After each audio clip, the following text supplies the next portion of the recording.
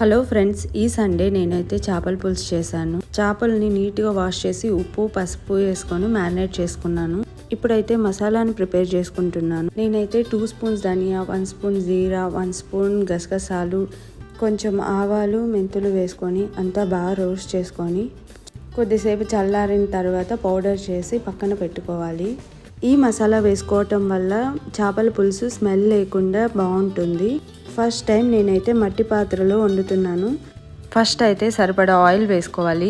Oil వేడయ్యాక సన్నగా cut చేసుకున్న ఉల్లిపాయ ముక్కలు వేసుకొని కొద్దిగా కరివేపాకు ఇంకా పచ్చిమిర్చి వేసుకొని బాగా ఫ్రై చేసుకోవాలి. కొద్దిగా పసుపు కూడా వేసుకొని అంతా ఒకసారి మిక్స్ చేసుకోవాలి. ఇప్పుడు 1 స్పూన్ అల్లం వెల్లుల్లి పేస్ట్ వేసుకొని పచ్చివాసన పోయేంత వరకు ఫ్రై చేసుకోవాలి.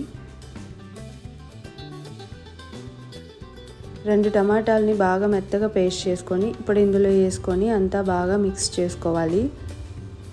ఇప్పుడు మూత పెట్టి ఒక 2 నిమిషాలు ఉడకనివ్వాలి. ఇప్పుడు ఇందులో 2 టేబుల్ స్పూన్ కారం వేసుకోవాలి. ఇప్పుడు సరిపడా ఉప్పు వేసుకొని అంతా ఒకసారి కలుపుకోవాలి. ఇప్పుడు మనం ముందుగా మ్యారినేట్ చేసుకున్న ఫిష్ని ఇందులో వేసుకొని ఒక 2 నిమిషాలు ఈ మసాలా అంతా పట్టేలా కలుపుకోవాలి.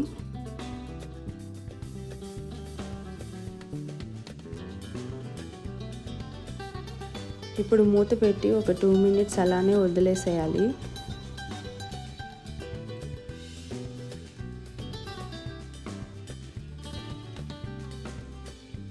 ఇప్పుడు ఇందులో మనం ముందుగా తీసి పెట్టుకున్న 1 కప్పు చింతపండు పులుసుని వేసుకొని ఒక 1/2 కప్పు వాటర్ వేసుకొని అంతా బాగా ఒకసారి మిక్స్ చేసుకోవాలి. ఇంకా లాస్ట్లో మనం ముందుగా చేసి పెట్టుకున్న మసాలా పొడిని వేసుకోవాలి. ఇంకా కొద్దిగా కొత్తిమీర కూడా యాడ్ చేసుకొని గరిటెతో కలపకుండా ఈ విధంగా కలుపుకోవాలి. గరిటెతో కలిపితే ముక్కలన్నీ విరిగిపోతాయి. ఇప్పుడు మూత పెట్టి ఇంకో 10 నిమిషాలు ఉడకపెట్టుకుంటే చేపల పులుసు ready.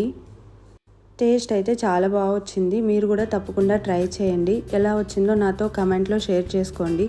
Thank you for watching.